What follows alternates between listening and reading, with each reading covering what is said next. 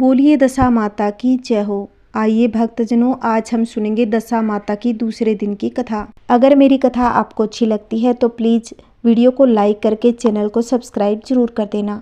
एक समय की बात है, एक परिवार में सास बहू रहती थी। बहू का पति परदेश में कमाने गया हुआ था। एक दिन सास ने अपनी बहू से कहा कि गाँव में से आग लाकर भोजन पका। बहू गाँव में से आग लाने गई, पर किसी ने भी उसे आग नहीं दी। सभी ने कहा कि जब तक दशा माता की पूजा नहीं हो जाती तब तक आग नहीं मिलेगी। बहू बेचारी खाली हाथ घर लौट आई। उसने सास को कहा, गांव भर में आज दशा माता की पूजा है, इसलिए कोई आग नहीं दे रहा। शाम हो जाने पर सास आग लेने गांव में गई तो स्त्रियों ने उसे आराम से बिठाया और कहा कि सुबह तुम्हारी बहू आग लेने आई थी, परंतु हमारे यहाँ दशा माता की पूजा नहीं हुई थी, इसलिए आग नहीं दी। अब सास अपने पड़ोसी के घर से आग लेकर अपने घर जा रही थी तो रास्ते में एक आदमी बछड़ा लिए आया और उसके पीछे एक गाय भी थी। स्त्री ने उससे पूछा कि यह गाय का पहला बच्चा है। आदमी ने उत्तर देते हुए कहा, हाँ। उसने फिर पूछा कि बछड़ा है या बछिया। उसने जवाब दिया कि यह तो बछड़ा है। सास ने घर आकर बहू से कहा, आओ हम दोनों ही दशा माता का डोरा ले और व्रत करेंगे। दोनों सास बहू ने डोरा लिया और सुबह से व्रत प्रारंभ कर दिया। 9 व्रत पूरे हो जाने पर 10वें दिन डोरे की पूजा की। अब सास बहू दोनों ने मिलकर गोल गोल 10-10 फेरे बनाए। 21वां बड़ा फेरा गाय को दिया। पूजन समाप्त होने पर सास बहू दोनों ने पारण करने बैठ गई। उसी समय बुढ़िया के बेटे ने परदेश से लौटकर दरवाजे पर आवाज़ लगाई। आवाज़ सुनकर माँ ने मन में सोचा कि क्या हुआ। थोड़ी देर बाद, बेटा दरवाजे पर ही खड़ा रह जा, मैं पारण करने के बाद दरवाज़ा खोल दूंगी। इधर बहू ने आवाज़ सुनी तो उसे रुकने का साहस भी नहीं किया। अपनी थाली का अन्न इधर उधर करके झट से पानी पीकर उठ खड़ी हुई। उसने जाकर दरवाज़ा खोला। तब पति ने पूछा कि अम्मा कहाँ है। बहू ने उत्तर देते हुए कहा, वह तो अभी पारण कर रही है। तब पति बोला, मैं तुम्हारे हाथ का जल भी नहीं पीऊँगा, क्योंकि मैं 12 बरस के बाद घर आया हूँ। इतने दिनों में न जाने तुम किस प्रकार रही होगी।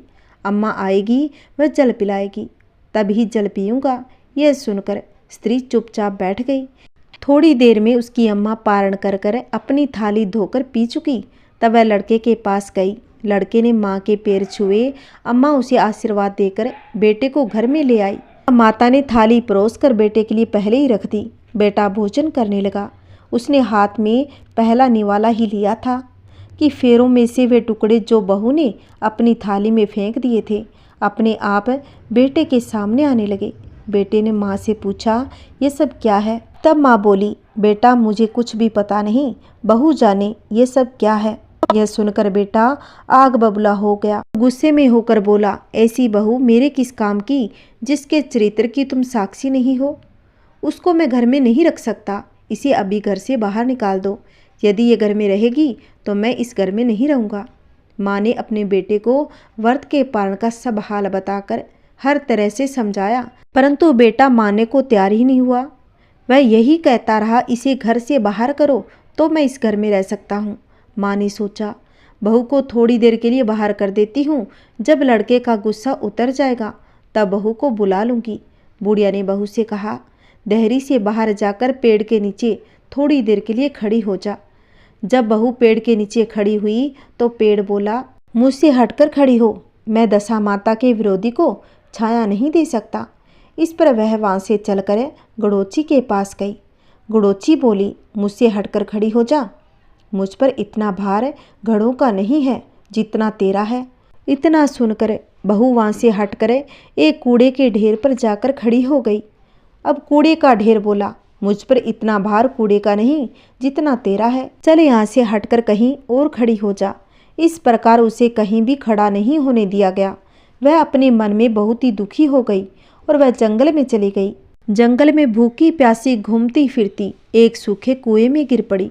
वह उससे गिरी परंतु चोट नहीं आई। वह नीचे बैठ गई।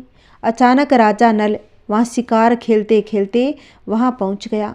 उनके साथी बिछुड़ गए थे। वह प्यास के कारण उसी कुएं पर आए जिसमें वह स्त्री बैठी हुई थी। राजा नल के भाई ने कुएं में पानी के लिए लोटा डाला तो उस स्त्री ने लोटे को पकड़ लिया। भाई ने नल से कहा कि इस कुएं में किसी ने मेरा लोटा पकड़ लिया है। तब राजा नल ने कुएं में आकर आवाज़ लगाई, यदि तुम पुरुष हो तो मेरे धर्म के भाई हो, यदि तुम स्त्री हो तो मेरी धर्म की बहन हो। तुम जो भी हो बोलो, मैं तुम्हें बाहर निकाल लूँगा। स्त्री ने आवाज़ दी। राजा नल ने उसे बाहर निकाल लिया तथा हाथी पर बैठाकर राजधानी ले गया।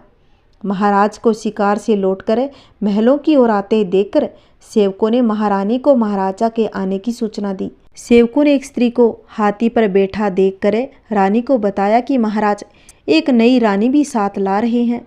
यह जानकर रानी बड़ी दुखी हुई। इतने में महाराज भी वहां पर आ गए। रानी ने हाथ जोड़कर विनती की कि महाराज, मुझसे ऐसा क्या हो गया, मुझसे क्या गलती हो गई जो मेरे रहते आपने दूसरा विवाह कर लिया। राजा नल ने हंसकर उत्तर दिया, वह तुम्हारी सौत नहीं ननंद है, मेरी धर्म की बहन है। तुम्हें उसके साथ अपनी सगी ननंद की तरह बर्ताव करना पड़ेगा।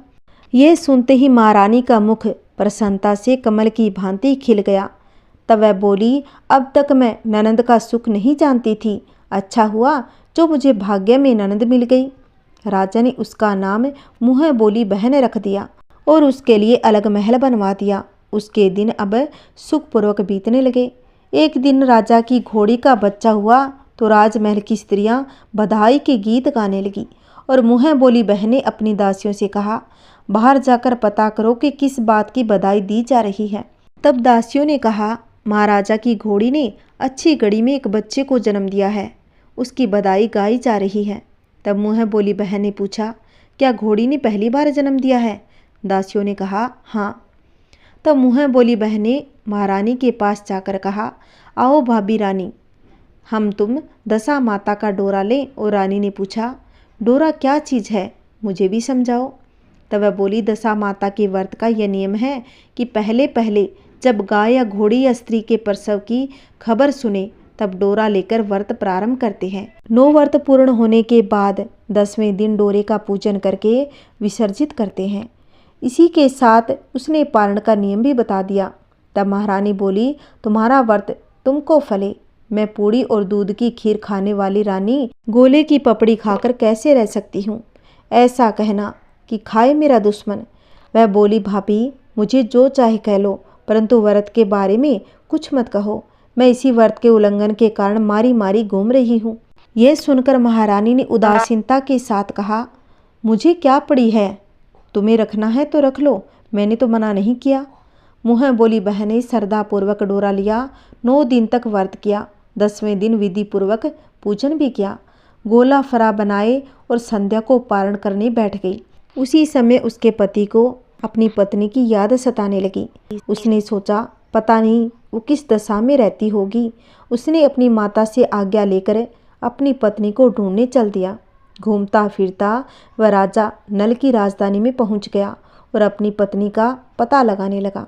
उसने एक कुएं पर कुछ औरतों को बातें करते देखा और यह कह रही थी, राजा की मुँह बोली बहन बहुत ही सुंदर स्त्री है, आजकल उसी का किया हुआ सब कुछ होता है। तभी दूसरी औरत कहने लगी, वह सुंदर होने के साथ साथ वह तो धार्मिक भी है। जब से आई है उसने व्रत रखा है, उसके दरवाजे से कोई भी व्यक्ति खाली हाथ भी नहीं लौटता। तब तीसरी औरत बोली, वह धर्मात्मा है, वैसी सदाचारिणी भी है। चौथी स्त्री कहने लगी, वह सदाचारिणी और सर्वप्रिय भी है, सारी प्रजा उससे खुश है। तब 5वीं स्त्री बोली, यह सब तो सही है, परंतु अब तक यह पता नहीं चला कि वह कौन है और कहाँ से रहने वाली है। उन औरतों की बात सुनकर वह साधु के वेश में राजा नल की मुँह बोली बहन के महल के द्वार पर जा पहुँचा। वहाँ उसने भिक्षा के लिए आवाज़ लगाई तो द्वारपाल उसे भिक्षा देने लगा। उसने द्वारपाल के हाथों से भिक्षा लेने से मना कर दिया और बोला, भिक्षा देने वाली स्वामिनी के हाथ से ही भिक्षा ग्रहण करूँगा, नहीं तो अपने रास्ते चला। तब द्वारपाल ने उससे कहा, इस समय वह दशा माता का व्रत करके पारण कर रही है, पारण समाप्त होने के बाद ही वह तुमको भिक्षा दे सकती है, तब तक तुम इंतजार करो। वह चुपचाप वहीं पर बैठकर इंतजार करने लगा। पारण कर लेने के बाद वह मुट्ठी भर मोती लेकर आई, परंतु सामने अपने पति को पल्ला फैलाए देखकर वह मुस्कुराती हुई लौट गई। दोनों ने एक दूसरे को पहचान लिया था। महारानी ने मुँह बोली ननंद को मुस्कुराते देखकर कहा, जब से तुम आई हो आज तक मैंने तुम्हें मुस्कुराते हुए नहीं देखा। आज इस साधु को देखकर हंसने का क्या कारण है? मुँह बोली बहन ने उत्तर देते हुए कहा, यह साधु मेरे पति है। रानी ने पूछा, तब ऐसे क्यों बनकर आया है? उसने कहा, वह भी मेरा पता लगाने आया है। महारानी ने राजा नल से कहा, तुम्हारी मुँह बोली बहन के घर से लोग आए हैं। राजा ने कहा, उनसे कह दो कि अभी यहाँ से घर जाकर वहाँ से हमारी हैसियत से आए, तब मैं बहन की विदाई करूँगा। राजा नल की मुँह बोली बहन का पति घर जाकर अपनी माँ से बोला कि तुम्हारी बहू राजा नल के यहाँ उसकी बहन बनकर रह रही है। वह रोज सदा व्रत करती है और नियम धर्म से दिन बिताती है। तब उसकी माता ने उसे आज्ञा दी कि बहू को लेकर आओ। अब बहू का पति गाजे बाजे के साथ सज धज कर राजा नल के राजधानी पहुंच गया। राजा नल ने उसका यथोचित आदर सत्कार किया और कुछ दिन महल मानी में रखकर विधि पूर्वक बहन की विदाई की।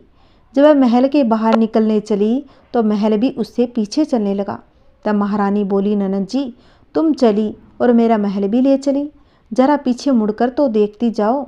जो ही उसने मुड़कर पीछे की ओर देखा तो राजा का संपूर्ण राजसी वैभव अचानक लुप्त हो गया। राजा की मुँह बोली बहन को अपने पति के साथ आनंद से रहने लगी, परंतु राजा नल व रानी का यह हाल हो गया तो दोनों कमरी कथरी ओढ़े फिरने लगे। उसके भोजनालय में पत्ते खड़खड़ाने लगे। राजा नल ने रानी से कहा, अब हमें यहाँ से कहीं दूसरी जगह चले जाना चाहिए। रानी पतिव्रता स्त्री थी, उसने राजा की आज्ञा मान ली। चलते चलते वो एक गांव में पहुँच गए। वहाँ पर बेरी के पेड़ पर बेर लगे हुए थे। राजा रानी दोनों भूखे थे। उन्होंने बेरों को उठाया तो बेर लोहे के हो गए। इसी प्रकार राजा रानी जिस वस्तु को भी हाथ लगाते वह कंकड़ पत्थर में बदल जाते। इतने पर भी राजा रानी आगे बढ़े। रास्ते में एक व्यापारी मिल गया। व्यापारी ने राजा रानी को पहचान लिया। उसने राजा और रानी के भोजन के लिए सेर भर आटा दे दिया। वे आटा लेकर नदी के किनारे गए। वहाँ रानी भोजन बनाने लगी तो राजा नल स्नान करने चला गया। उस नदी में मछुआरे मछलियाँ पकड़ रहे थे। मछेरों ने राजा को 4 मछलियाँ दी। रानी ने मछलियाँ भूनकर रोटियाँ बना ली। राजा नल भोजन करने बैठ गया। भोजन करने बैठते ही रोटियाँ ईंट में परिवर्तित हो गई और मछलियाँ उछलकर नदी में चली गई। वहाँ से चलकर राजा रानी अपनी मुँह बोली बहन के यहाँ गए।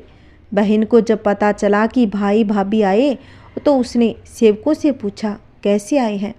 सेवकों ने कहा कि भिखारी के हाल में आए हैं। यह सुनकर उसे बड़ी लज्जा आई। उसने राजा रानी को एक कुम्हार के यहाँ ठहरा दिया। शाम को थाल सजाकर बहन स्वयं भाभी से मिलने कुम्हार के घर गई। उसने भाभी के सामने थाल रखा तो भाभी ने कहा, इस थाल में जो कुछ भी है उसे कुम्हार के चक्के के नीचे रख दो और चली जाओ। ननंद थाल का सामान चक्के के नीचे रखकर चली गई। थोड़ी देर में राजा ने आकर रानी से पूछा, कहो बहन क्यों आई, क्या लाई थी? रानी ने कहा, आई तो थी पर जो कुछ भी लाई थी मैंने इस चक्के के नीचे रखवा दिया है। राजा ने वहाँ देखा तो वहाँ कंकड़ पत्थरों के सिवा और कुछ भी नहीं था। राजा को अब समझते देर ने लगी, यह सब बुरी दशा के कारण है। भला वह मेरे लिए कंकड़ पत्थर क्यों लाएगी? अब राजा रानी वहाँ से चलकर अपने मित्र के घर चले गए। मित्र को लोगों से पता चला तो उसने उससे पूछा, कैसे आना हुआ? उसने उत्तर दिया, भिखारियों के हाल में आए हैं। तो मित्र ने दुखी होकर कहा, कोई बात नहीं, जैसे भी हैं है तो आखिर मेरे मित्र, उन्हें महल में अंदर ले आओ। मित्र ने उन दोनों का स्वागत किया, स्वादिष्ट भोजन भी कराया। एक कक्ष में उनके लिए पलंग बिछवा दिया। उस कमरे में एक खूंटी पर 9 लखा हार टंगा हुआ था। आधी रात के समय राजा तो सो गए परंतु रानी को नींद नहीं आ रही थी। अब रानी ने देखा कि हार वाली खूंटी के पास दीवार में एक मोर का चित्र बना हुआ था और मोर धीरे धीरे हार को निगल रहा था। रानी ने राजा को जगाकर वह दरवे दिखवाया। राजा ने सोचा, यहाँ से चुपचाप भाग चलना ही उचित होगा और सुबह चोरी का कलंक हमें लगा देंगे, तब मित्र को क्या मुख दिखाएंगे। बेचारे राजा और रानी ने उठकर जंगल की तरफ चले गए। दोनों चलते चलते एक दूसरे राजा की राजधानी में पहुंच गए। वहाँ अतिथि और भिक्षुकों को सदा व्रत दिया जाता था। वे दोनों भी सदा व्रत लेने गए परंतु उस समय सदा व्रत बंद हो चुका था। वहाँ के अधिकारियों ने कहा, ये लोग न जाने कहाँ के अभागे आए हैं, इन्हें देने के लिए कुछ भी नहीं बचा, इन्हें एक मुट्ठी चने दे दो। उन्होंने इस प्रकार के अनादर और कड़वी बातें सहित दान लेना अस्वीकार कर दिया। वे दान अध्यक्ष की निंदा करते हुए बोले, ऐसी कंजूसी है तो सदा व्रत देने का नाम ही क्यों लिया। दान अध्यक्ष बोला, यह तो बड़ा घमंडी भिक्षुक है, भीख भी मांगता है और गाली भी देता है, इनको हवालात में डाल दो। इस प्रकार दोनों को एक कोठरी में बंद कर दिया गया। एक मुट्ठी चने दोनों को खाने के लिए मिलने लगे। जिस कोठरी में राजा और रानी बंद किए गए थे, उसी के पास एक आने जाने का रास्ता था। एक जमादारनी राजा की गुड़साल साफ कर उसी रास्ते से निकल रही थी। एक दिन वह बहुत देर से निकली। रानी ने उससे पूछा, क्या तुम्हें इतनी देर कैसे हो गई? तब वह बोली, आज राजा की घोड़ी के बछड़ा हुआ था, उसकी टहल में देर हो गई। रानी ने कहा, घोड़ी का पहला प्रसव है क्या? जमादारनी ने कहा, पहली बार। रानी ने फिर पूछा, बछड़ा हुआ है या बछड़ी? जमादारनी ने कहा कि बछड़ा हुआ है। यह सुनकर रानी ने राजा से कहा, एक बार मैंने तुम्हारी मुँह बोली बहन के डोरे का अनादर किया था, उसी दिन से हमारी दशा बदल गई। मैं आज दशा माता का डोरा लेना चाहती हूँ। राजा ने कहा, परंतु यह पूजा की सामग्री कहाँ से लाएंगे? उसके नियम धर्म का पालन कैसे होगा? रानी ने उत्तर देते हुए कहा, दशा माता ही सब कुछ करेगी, मैं तो उसी का नाम लेकर डोरा ले लेती हूँ, फिर जो होगा वह देखा जाएगा। रानी ने 9 तार राजा की पगड़ी से 1 तार अपने आंचल का लेकर अपना डोरा तैयार कर लिया। उसे समय वह व्रत करने लगी। थोड़ी देर में ही वहाँ का राजा अपनी घोड़ी को देखने के लिए उसी रास्ते से निकला। राजा ने नल दंपति को देखा, कोठरी में बंद देखकर पूछ ही लिया कि वो लोग कौन है और इनका क्या अपराध है, तो इसे बंद कर रखा है। पहरेदारों ने कहा, ये लोग भिक्षा लेने आए थे, ये आपको आशीर्वाद देने के बदले गालियां देने लगे, इसी कारण दान अध्यक्ष ने इन लोगों को कैद में डाल दिया है। राजा ने कहा, ये तो इनका कोई अपराध नहीं है, इनको मनवांछित भिक्षा नहीं मिली होगी, इसीलिए गालियां देने लगे। इनको संतुष्ट करना चाहिए था, ना कि कैद में डाल देना। इनको अभी रिहा कर दो। राजा की आज्ञा से उसी समय दोनों को कोठरी से बाहर निकाल दिया। राजा उनके पाँव में पद्म और माथे पर चंद्रमा देकर पहचान गया, ये तो राजा और नल और रानी दमयंती है। इस पर उसने दोनों हाथों से हाथ जोड़कर क्षमा याचना की, हाथी पर बैठाकर अपने महल में ले गया। कुछ दिन तक राजा के यहाँ रहकर उन दोनों ने पूरे राजसी ठाट बाट के साथ अपनी राजधानी की ओर प्रस्थान किया। रास्ते में वे पहले अपने मित्र के यहाँ गए। मित्र ने राजा नल की आने की खबर सुनकर लोगों ने पूछा, मित्र आए हैं तो कैसे आए हैं? उन लोगों ने कहा, अब की बार तो राजसी ठाट बाट के साथ हाथी, घोड़े, डंका और पालकी लेकर आए हैं। और मित्र ने कहा, अच्छी बात है, आने दो, मेरे लिए तो जैसे तब थे वैसे भी अब है, आखिर है तो मेरा मित्र। राजा रानी मित्र के यहाँ महल में आ गए। मित्र ने उनका आदर सत्कार के साथ उसी कक्ष में ठहरा दिया जिस कक्ष में पहले ठहराया था।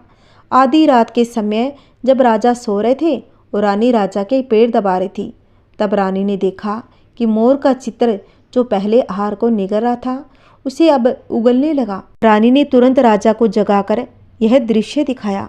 राजा नल ने अपने मित्र को बुलाकर कहा, मित्र बोला कि मैंने तब भी तुमको चोर नहीं समझा था और न ही अब समझता हूँ। यह दृश्य तुम्हारी बुरी दशा का फल है, आप निश्चिंत रहिए, मेरे मन में कोई मेल नहीं है। मित्र के यहाँ से चलकर राजा रानी अपनी मुँह बोली बहन के यहाँ गए। बहन ने जब अपने भैया का समाचार सुना तो उसने सैनिकों से पूछा, वो किस हाल में है? तब लोगों ने कहा, जिस प्रकार राजा को आना चाहिए उसी प्रकार है। उसने कहा, उनको मेरे महल में लेकर आओ। जब राजा नल और हाथी बहन के महल की ओर बढ़ने लगा तो रानी ने कहा, आप अपनी बहन के घर जाइए, मैं तो उसी कुम्हार के घर रहूँगी जिससे पहले ठहरी थी। राजा नल ने कहा, जिस कारण इतने दुख उठाए तुम उससे झगड़ा मोल लेना चाहती हो, यह तुम अच्छा नहीं कर रही। परंतु रानी नहीं मानी, वह कुम्हार के घर ही ठहरी। राजा बहन के घर चले गए। शाम को राजा की बहन भाभी के लिए थाल सजाकर कुम्हार के यहाँ आई। उसने भाभी के सामने थाल रख दिया।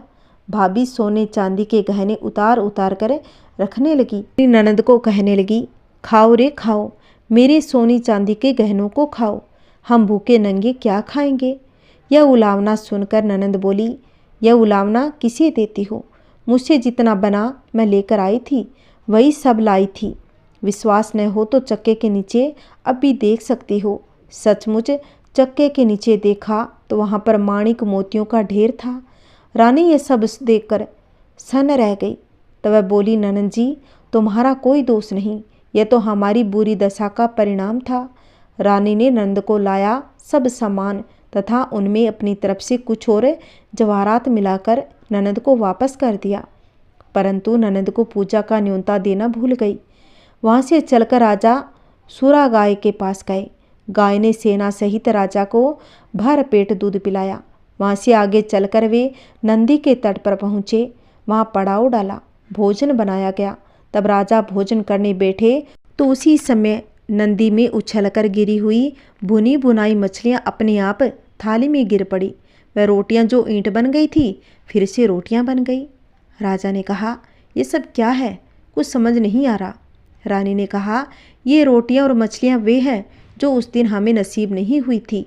मैं यदि आपसे उस समय कहती कि तली हुई मछलियाँ जल में उछल गई तो रोटियाँ ईंट में बदल गई, आप कदापि मुझ पर विश्वास नहीं करते। इसी कारण मुझे बहाना बनाना पड़ा। अब राजा और रानी अपनी महल की ओर चल पड़े। जब राजा की फौज अपनी राजधानी के समीप पहुंची हुई, वहाँ के लोगों ने समझा कि दूसरे राजा ने राजधानी पर आक्रमण कर दिया। वे तो घबरा गए। वहाँ के लोग नजराना लेकर राजा से मिलने गांव के बाहर आए तो परंतु ये क्या, यह तो अपने राजा है। लोगों का प्रसन्नता का ठिकाना न रहा। वे श्रद्धा भक्ति के साथ महाराज के आगे चलकर उन्हें उनके महल में ले आए। राजा रानी ने महल में प्रवेश किया। रानी ने तुरंत दशा माता की पूजा का प्रबंध किया और उसने उस पूजा में नगर की सभी सौभाग्यवती स्त्रियों को बुलाया। भगवती के भोग के लिए सब प्रकार के पकवान बनाए गए। आटे की 10 बत्तियाँ, 10 शक्कर की गुजिया, 10-10 अठवाइयाँ सुहागिनों के आंचल में डाली। सुहागिनियों का श्रृंगार करके दशा माता की पूजा प्रारंभ की। कलश स्थापित करके दीपक को जलाया गया, परंतु उसकी बत्ती जली नहीं। इस पर पंडितों ने कहा, कोई न्योता पाने वाला न्योतने को तो नहीं रह गया। स्मरण किया जाए, उसने आने पर दीपक जल जाएगा। रानी ने सोच विचार कर कहा, ननंद न्योतने रह गई। पंडित ने कहा, उसे फौरन बुलाया जाए। राजा ने तुरंत रथ भेजकर अपनी मुँह बोली बहन को बुलवाया। उसके आते ही कलश का माणिक दीपक प्रज्वलित हो गया। बड़ी धूमधाम से पूजा की गई। अंत में सुहागिनों को भोजन कराकर विदा किया। उसी समय राजा ने राज्य में घोषणा जारी की, मेरी प्रजा के लोग दशा माता का व्रत किया करें। राजा की ऐसी घोषणा सुनकर सभी स्त्रियां दशा माता का व्रत करने लगी और सुखी जीवन यापन करने लगी। भगवती माता ने जिस प्रकार राजा नल के दिन फेरे, उसी प्रकार सबके फेरे। बोलिए दशा माता की जय हो। ये अब सुनेंगे तुलसी माता की कथा। एक ब्राह्मण था, वह प्रतिदिन मंदिर जाता और प्रतिदिन तुलसी माता की पूजा किया करता।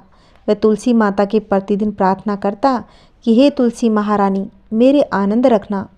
तुलसी माता ने सोचा कि यह ब्राह्मण तो बहुत ही सीधा साधा है और गरीब भी है और प्रतिदिन मेरी पूजा करता है, मैं इसके कुछ न कुछ करना चाहती हूँ। तो एक दिन तुलसी महारानी एक कन्या का रूप बनाकर बैठ गई और उस ब्राह्मण से बोली कि ब्राह्मण, मैं तेरे घर जाना चाहती हूँ। ब्राह्मण ने सोचा कि 6 लड़कियां तो मेरे पहले से हैं और 7 लड़कियां हो जाएगी, उनका कैसे पालन पोषण करूँगा, लड़कियों की शादी कैसे करवाऊँगा, मेरे पास तो कुछ ऐसा है भी नहीं। और वह विचार करके वह बहुत परेशान रहने लगा। उसको तो खाना भी नहीं बा रहा था। उसकी औरत ने कहा कि क्या बात है, आजकल तो बहुत दुखी दुखी रहने लगे।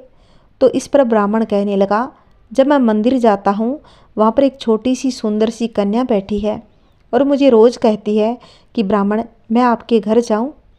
उसकी पत्नी कहने लगी, अरे इसमें परेशान होने की क्या बात है, अगर वो अपने घर आना चाहती है तो आ जाने दो। ब्राह्मण बोला, पहले से हमें 6 लड़कियां तो है, उनकी भी हमें शादी करवानी है। तो इस पर ब्राह्मणी बोली, अरे ये तो कोई बात नहीं, अपनी 6 लड़कियों की शादी करवाएंगे, वैसे 7वीं की करवा देंगे, अपनी 7 लड़कियों की शादी ऐसे ही हो जाएगी। अगले दिन जब ब्राह्मण मंदिर गया तो छोटी कन्या ने पूछा, ब्राह्मण, मैं आपके घर चलूं? ब्राह्मण बोला, चल बेटा। अब ब्राह्मण उस छोटी सी कन्या को घर पर लेकर आ गया। तुलसी माता के कन्या रूप में ब्राह्मण के घर आने से अब ब्राह्मण के तो दिन ही बदल गए और ब्राह्मण के घर बहुत आनंद होने लगा। घर में लक्ष्मी की बारिश होने लगी। ब्राह्मण की 7 कन्याएं विवाह के योग्य हो गई। तो एक दिन ब्राह्मणी ने कहा कि आप कन्याओं के लिए वर ढूंढ कर लाइए। जब ब्राह्मण 7 कन्याओं की शादी के लिए वर ढूंढने जाने लगे तो छोटी सी कन्या ने कहा, मेरे तो शालिग्राम जी के मंदिर में जाकर शालिग्राम जी को बोलना कि बारात लेकर आए और मेरी 6 बहनों की शादी तुम्हारी इच्छा से वर ढूंढ कर देना। महारानी तुलसी की मेहरबानी से उसके तो सब जेवर कपड़ा खाना सब तैयार हो गया और अच्छी धूमधाम से उनकी शादी हो गई। अब ब्राह्मण देवता के घर में तुलसी माता ने घर धन धान्य से भर दिया। जैसा तुलसी माता ने ब्राह्मण को दिया वैसे सबको टूटना। हे माता, कहानी कहते कहानी सुनाते सबके घर में आनंद करना। जय श्री कृष्णा। राधे राधे। एक समय की बात है, किसी गांव में सास बहू रहा करती थी। एक दिन सास ने कहा कि बहू दूध दही बेचकर पैसे लेकर रखना। बहू ने कहा ठीक है। इधर बहू दूध दही बेचने के लिए निकल गई और उस दिन मार्ग में सभी औरतें पीपल पथवारी की पूजा कर रही थी और पीपल को खींचकर कहानी सुन रही थी। गुजरी की बहू ने जाकर देखा और औरतों से पूछने लग गई कि आप ये क्या कर रही हो। तब उन औरतों ने कहा कि हम तो दशा माता की कहानी के साथ पीपल पथवारी की कहानी सुनकर उनकी पूजा कर रही हैं। तब वह सुनकर वह बोली, ऐसा करने से क्या होगा।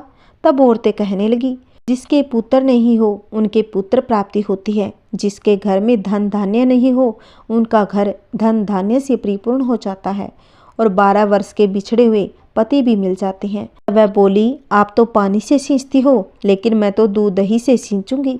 ऐसा करते करते महीना पूरा हो गया।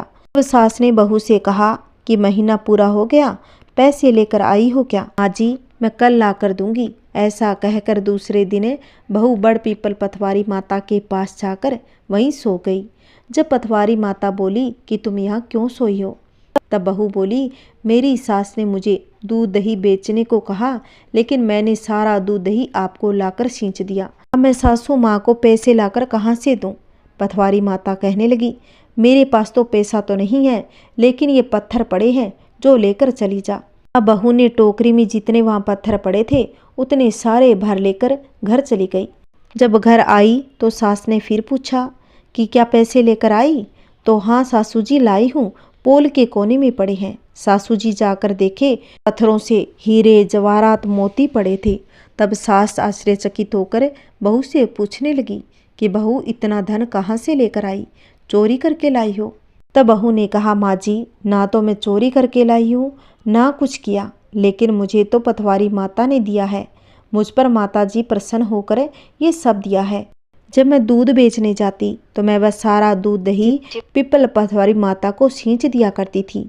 आपने पैसे मांगे। जब मैं उनके पास पैसे मांगने के लिए गई, जब वे बोली कि पत्थर पड़े हैं जो तुम घर पर लेकर चली जा, मैं लेकर आ गई। उनके आशीर्वाद से ही हीरे मोती में बदल गए। और जब सासू माँ बोली कि अगली साल मैं भी दूध दही सींचूंगी तो पथवारी माता मुझ पर भी प्रसन्न होकर इतना धन देगी, तुम मुझसे पैसे मांगना। अब अगले साल है जब दशे माता का व्रत आया तो सासू कहने लगी, बहू तो ठंडा दूध में पथवारी सींचती थी लेकिन मैं तो गर्म दूध करके सींचूंगी, जिसे पथवारी माता मेरे ऊपर जल्दी प्रसन्न होगी। लेकिन पथवारी माता के फाले फोड़े हो गए और माता मन में डोकरी के दुराशीष देने लगी। ऐसे करते करते महीना पूरा हो गया और बहू ने सास से पैसे मांगे तो सास पथवारी माता के पास जाकर वैसे ही सो गई। माता बोली, यहाँ क्यों सोई हो। तब बुढ़िया बोली कि मेरी बहू पैसे मांग रही है। माता बोली कि मेरे पास ये पत्थर है, जो लेकर चली जा। अब डोकरी बोली, वह लोभी की मारी दबा दबा कर पत्थर भरकर घर ले गई और उसने वहीं पर रखे जहाँ पर बहू ने रखे थे। जब बहू ने पैसे मांगे तो सासू बोली कि पोल में रखे हैं, बहू जाकर देख ले। अब जब बहू ने जाकर देखा तो सांप बिच्छू हो गए। बहू को सासू जी की आवाज़ लगाई, ये क्या हो गया। सासू डर कर दौड़ती हुई पथवारी माता के पास गई और कहने लगी, आपने मेरी बहू को तो इतना धन दिया और मुझे कुछ भी नहीं दिया। तब माता ने कहा, तुम तो मन में पाप रख कर आई थी और धन की भूखी मुझे सींच रही थी। सासू उठकर बहू के पैर लगने लगी। बहू बोली कि आप पथवारी माता के पैर लगे। सास पथवारी माता के पैर पड़ गई और अपने किए की माफ़ी मांगने लगी। जैसा पथवारी माता ने बहू को दिया वैसा सबको दे, सास को दिया वैसा किसी को न दे। कहानी कहते हुंकारा भरते सब परिवार पर अपनी कृपा दृष्टि बनाए रखे। बोलिए पथवारी माता की जय हो। आइए भक्तों, और दशा माता की व्रत के साथ एक कथा और भी सुनी जाती है। एक गांव में एक ब्राह्मण ब्राह्मणी रहते थे। ब्राह्मण नित्य भिक्षा मांगकर अपना जीवन यापन करता। उसकी आजीविका का एकमात्र यही साधन था। वह एक गांव जाता तब भी एक सेर बाजरी लाता, 4 गांव में जाता फिर भी एक सेर बाजरी लाता। ऐसे करते करते बहुत ही समय गुजर गया। एक दिन ब्राह्मणी बोली, पतिदेव आप एक गांव में जाते हैं तब भी एक सेर बाजरी लाते हैं और 4 गांव में जाते हैं तब भी एक सेर बाजरी लाते हैं, ऐसे तो कैसे काम चलेगा। अब बच्चे भी बड़े हो रहे हैं, आप थोड़ा आगे और क्यों नहीं जाते। अब ब्राह्मण को पत्नी की बात सही लगी। दूसरे दिन जल्दी उठकर पत्नी ने खाना बनाकर साथ बांध दिया। ब्राह्मण जल्दी सुबह निकल गया और ब्राह्मण चलता गया। चलते चलते जंगल में जा पहुंचा। उसे कुछ भी नहीं मिला। वह एक मंदिर में पीपल के नीचे बैठ गया। खाना खाया और वहाँ माताजी और दियाड़ा बाबूजी चौपड़ पासा खेल रहे थे। माताजी ने कहा, हमारी जीत हार की कौन सीख भरेगा। तो दियाड़ा बाबूजी ने पूछा, ब्राह्मण हमारी जीत हार की साख कौन भरेगा। तो ब्राह्मण ने हाँ भर ली और खेल देखने लगा। उसने सोचा, माताजी तो इतने सारे गहने पहनी है, कुछ न कुछ अवश्य ही देगी, मुझे माताजी को जिताना चाहिए। और ब्राह्मण ने कहा, माताजी जीती है। माताजी ने प्रसन्न होकर ब्राह्मण को सोने की मुंदड़ी दे दी। ब्राह्मण ने सोचा, अब तो घर जाना चाहिए, अब समय हो गया। ब्राह्मण घर जाने लगा तो रास्ते में उसे प्यास लग गई और वह एक बावड़ी के पास रुका और मुट्ठी वहीं रखकर पानी पीने लगा। पानी पीकर देखा तो मुंदड़ी नहीं थी, क्योंकि एक मछली मुंदड़ी निगल गई। ब्राह्मण चिंता करने लगा, उदास मन से घर आ गया। आते ही पत्नी ने पूछा, क्या लाए हो। तो ब्राह्मण ने नहीं में गर्दन हिला दी। ब्राह्मणी ने कहा, चिंता मत करो, कल फिर जाना, कुछ न कुछ तो अवश्य मिलेगा। अब ब्राह्मणी जल्दी उठी, ब्राह्मण के लिए पूड़ी बनाकर बांध दी। ब्राह्मण उसी मंदिर में गया, पीपल के पेड़ के नीचे बैठ गया और पूड़ी खाई।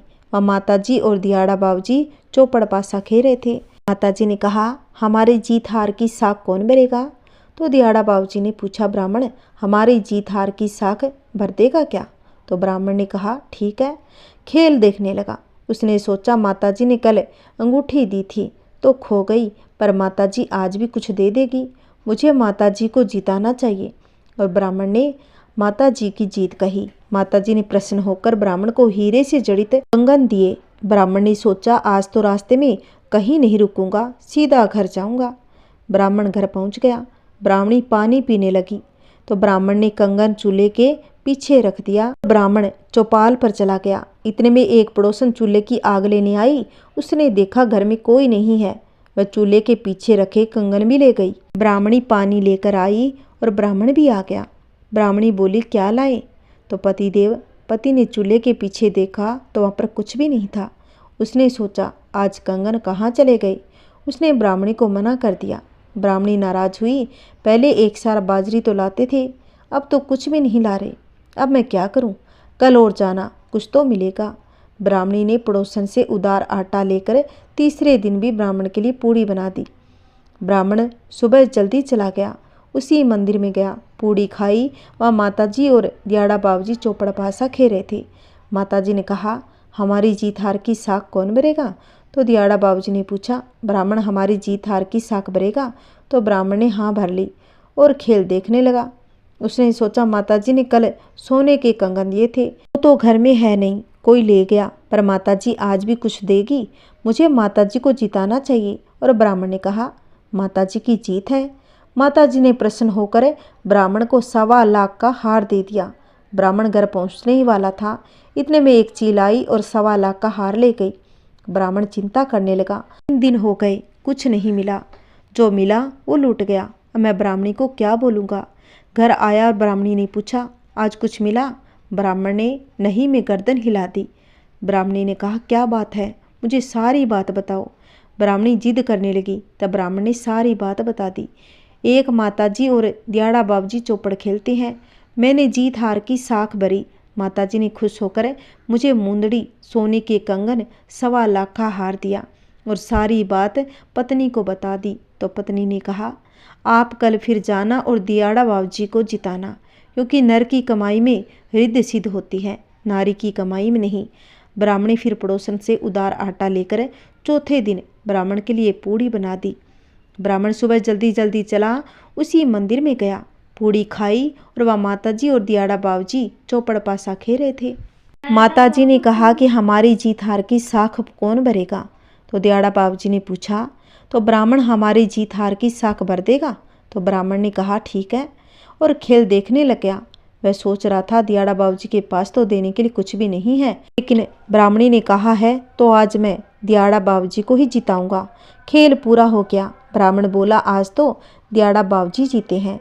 तो भगवान ने कहा कि ब्राह्मण आज तो फैसले में चूक हो गई। ब्राह्मण बोला, नहीं बाबूजी, आज आप ही जीते हैं। तो भगवान ने खुश होकर 1 टका ब्राह्मण को दे दिया। ब्राह्मण ने सोचा इससे तो कुछ नहीं आएगा। ब्राह्मण वहां से घर जाने लगा तो 1 टका वहीं रखकर पासी के एक मंदिर में जाकर बैठ गया। अब ब्राह्मणी घर आई तो देखा चील 1.25 लाख का हार गिरा कर चली गई।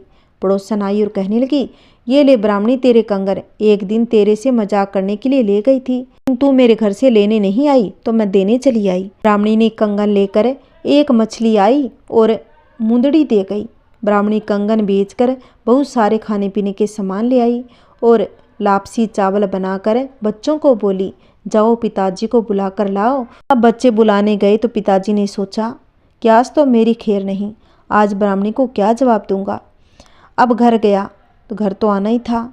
तो जिस कोने में दियाड़ा बाबूजी का दिया टका डाला था वह हीरे मोती जगमगा रहे थे। अब ब्राह्मणी बोली, आपने तो दियाड़ा बाबूजी और माताजी की कृपा से अन्न धन के भंडार भर गए। ब्राह्मण परिवार सहित दियाड़ा बाबूजी व दशा माता का पूजन कर धन्यवाद दिया। हे माताजी, जैसे ब्राह्मण पर कृपा करी वैसे सबके घर में धन के भंडार भरे। बोलिए दशा माता की जय, बोलिए दियाड़ा बाबूजी की जय। जय श्री कृष्णा, राधे राधे। अगर मेरी कथा आपको अच्छी लगी होगी, मेरी वीडियो को ज़्यादा से ज़्यादा शेयर करें, लाइक करें और कमेंट में जय श्री कृष्णा लिखना ना भूलें। जय श्री कृष्णा, राधे राधे। अगर आपने अभी तक मेरे चैनल को सब्सक्राइब नहीं किया है तो प्लीज़ मेरे चैनल को सब्सक्राइब कर लो, जिससे आने वाली वीडियो की नोटिफिकेशन आपको मिलती रहेगी।